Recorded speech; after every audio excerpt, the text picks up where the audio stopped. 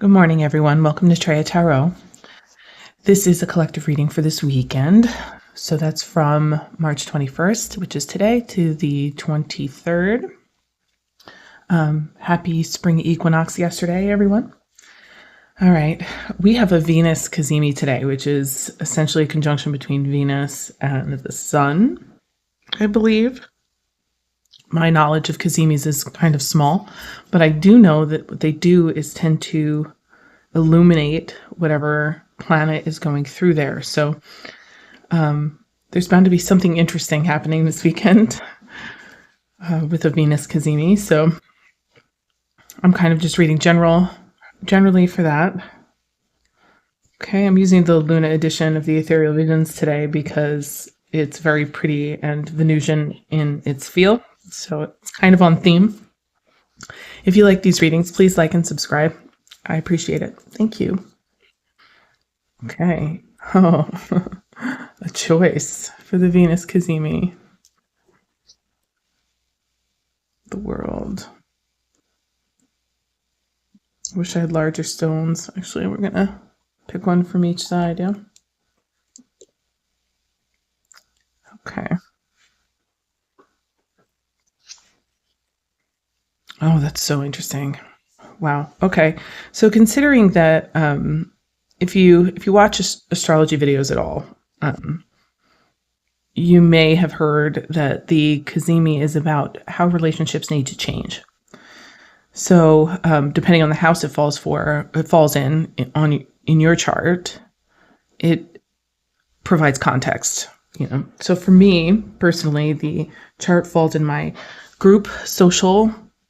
Or rather, the Cazimi highlights my social relationships and my group experiences, so work-related or social groups, things like that, as well as the relationships, that cause me the most happiness or not, depending on, the situation. So essentially, the Cazimi influences decisions based on how I feel in group settings and how I feel, and whether or not I feel that my closer relationships are bringing me a sense of joy, which I think is an interesting perspective to be thinking about. I would assume most people prioritize certain things like that. So that's kind of what the Cazimi highlights. When anything comes that close to the sun, it tends to be, positive. So Venus Cazimi is could be a positive movement or moment in the whole process. Okay. All right. So because the Two of Swords, the World, and the King of Swords are together, choices get made. That is very clear. There are choices being made this weekend, probably swiftly and directly, that are meant to, the second row is very interesting, are meant to avoid what's happening here in this second row. So choices get made this weekend so that old processes of heartbreak or confusion can get sorted through, essentially. So we have the moon, the murky path, intuition.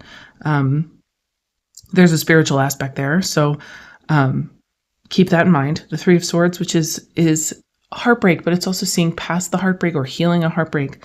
And the Four of Cups, which can often be about missing what you have because you're too focused on a mental dream or a closely held dream that's kind of nebulous and not necessarily present in the experience you're having, right? So it's something you hold dear but inwardly that may be getting in the way of you seeing the gratitude or the joy that's right there for you. But because the choice is getting made with those Swords cards, there's this, I'll say it this way. You have the Two and the King here. You have those Three of Swords echoed here. So what you have here, and the shape does not, is not lost on me here. the way this came out, but this card echoes the 3 as well because it offers a third option. It offers a perspective that may not be clear quite yet. That basically says you have a choice you're not aware of. You have an option other than the 2 that she's holding. You have a third option that could potentially be the most accommodating choice of all.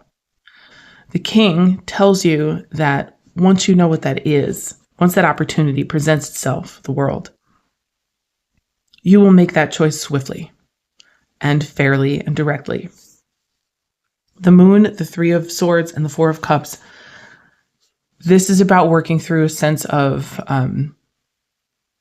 fantasy, potentially even self-delusion on some level. You know, it's the experience of reality being heartbreaking, which is interesting because both of these cards are asking you to find gratitude. Both of these cards are saying, they're both emotionally driven too, are saying, look at the value of what is present. And because it's saying, look at what's present, instead of focusing on the fantasy or the dream, you will be able to heal something here that may, or at least that's what the storyline says to me, that this is an option for healing if you can stay present and grateful for what's real in your experience. Okay, 8 of Cups, 7 of Wands. We're leaving behind a sense of conflict, which is nice. I feel like the sense of conflict issue, 8 of Pentacles. So there's a delineation being present here between, I can see this clearly as a relational aspect too. So keep that aware, you know, when I say what I'm about to say. The 8 of Cups is about leaving something behind. The 7 of Wands is about having to stand up for yourself constantly. Okay. It's about valiance and, you know, standing in the face of adversity, right? And the 8 of Pentacles is about work, essentially, doing the work, getting down to business. So here it's most clearly a choice to get past any sort of, to get past whatever wounding made you feel isolated, essentially, or made you feel like it was you against the world, and getting down to work. So this weekend could, if this resonates with you, provide an opportunity for you to see how your community actually benefits you, or to see how you have been keeping yourself isolated by refusing to do the work that you need to do for yourself so that you can be present with what you have instead of constantly focused on an imaginary version of life. This moves quickly. 8 of Wands. Okay. Page of Swords. There's some new ideas coming forward, potentially new opportunities or new potential relationships, I would say, especially with Venus in the mix.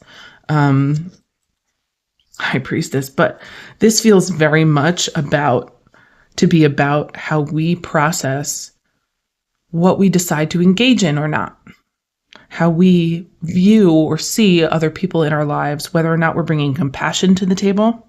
Okay, the Moon, all these Cups cards.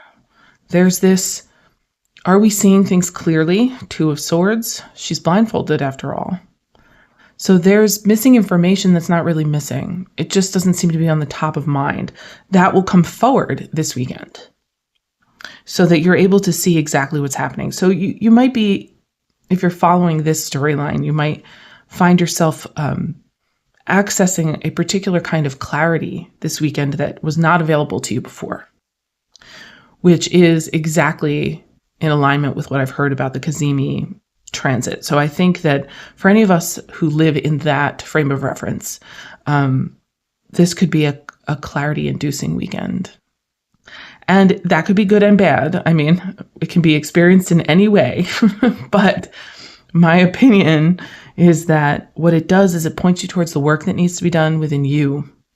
And that gives you a sense of empowerment Eight of Wands, quick movement, a new idea. And then the High Priestess, that's knowledge.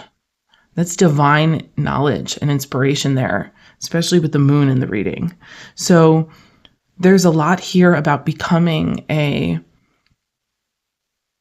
more connected version of your embodiment. And I know that sounds vague, but the idea that you're becoming that person, you're becoming that High Priestess at the end there. So that person who understands what's happening, who sees the patterns, who walks through life with that divine knowledge in hand. She's got the book in her hands. That's why she's so confident, because she knows that even what she doesn't know is available to her. Right, it's right there. All she has to do is flip to the right page. So this is a kind of auspicious reading in that it shows movement, it shows effort, input, it shows the movement past old patterns or old ways of being. That Four of Cups, man, a lot of us could use to see the beauty in the imperfect world we're actually living in, as opposed to wishing the fantasy would come up and be real. So let's try and get down to the heart of, or at least this is what I'll be doing. So I'm hoping there'll be other people out there doing the same thing, but getting down to the heart of what this transit actually allows for us to do, archetypally speaking, which is to enact actual real changes based on what our hearts are telling us. Like real centered heart space stuff. So hopefully, this comes through as positive movement. I just feel like I have to, putting something to rest. So maybe it is. This could feel this could feel a lot like relief. In fact, with that Eight of Swords, the end of a self-imposed, idealized restriction. So, or idea-based restriction, belief systems that are restricting, being replaced by the Empress.